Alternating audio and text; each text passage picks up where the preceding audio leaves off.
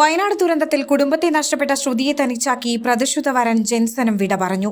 അച്ഛനും അമ്മയും സഹോദരിയെയും ഉരുൾപൊട്ടലെടുത്തപ്പോൾ ശ്രുതിക്ക് കരുത്തായി നിന്നത് ജെൻസനായിരുന്നു. അപ്രതീക്ഷിതമായുണ്ടായ ജെൻസന്റെ വേർപാടിനെ ശ്രുതി എങ്ങനെ മറികടക്കുമെന്നറിയാതെ ആശങ്കയിലാണ് കേരളക്കര.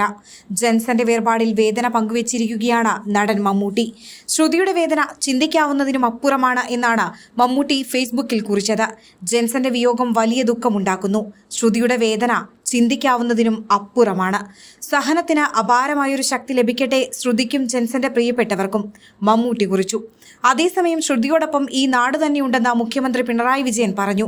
വയനാട്ടിലുണ്ടായ ഉരുൾപൊട്ടൽ ദുരന്തത്തിൽ അച്ഛനും അമ്മയും സഹോദരിയും അടക്കം ഉറ്റവറില്ലാതായ ചുരൽമല സ്വദേശിനി ശ്രുതിക്ക് വാഹനാപകടത്തിൽ പ്രതിശ്രുത വരൻ ജെൻസനെയും നഷ്ടമായെന്ന വാർത്ത ഏറെ വേദനാജനകമാണ്. ശ്രുതിയുടെയും ജെൻസന്റെ കുടുംബാംഗങ്ങളുടെയും ദുഃഖത്തിൽ പങ്കുചേരുന്നുവെന്ന് മുഖ്യമന്ത്രി പറഞ്ഞു. വെല്ലുവിളികളെയും ദുരിതങ്ങളെയും അതിജീവിക്കാൻ ശ്രുതിക്കാകട്ടെയെന്നും ഫേസ്ബുക്കിൽ മുഖ്യമന്ത്രി കുറിച്ചു.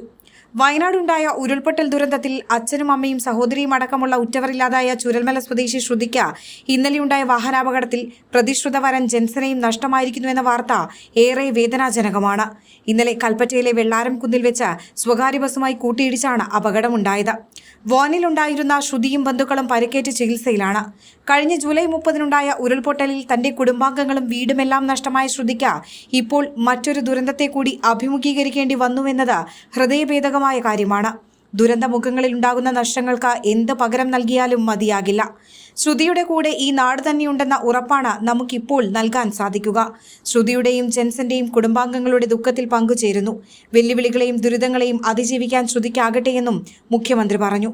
ചൊവ്വാഴ്ച വൈകിട്ട് കോഴിക്കോട് കൊല്ലകൽ ദേശീയപാതയിൽ വെള്ളാരം കുന്നിന് സമീപം സ്വകാര്യ ബസും വാനും കൂട്ടിയിടിച്ചാണ് അപകടമുണ്ടായത്. അപകടത്തിൽ ഇരുവർക്കും പരിക്കേറ്റുവെങ്കിലും തലക്കേറ്റ ആഴത്തിലെ ക്ഷതമായിരുന്നു ജെൻസന്റെ മരണകാരണം. ബുധനാഴ്ച രാത്രിയോടുകൂടി ജെൻസൻ മരണത്തിന് കീഴടങ്ങി. ജെൻസനെ അവസാനമായി കാണാൻ ശ്രുതി ആശുപത്രിയിലെത്തിയിരുന്നു.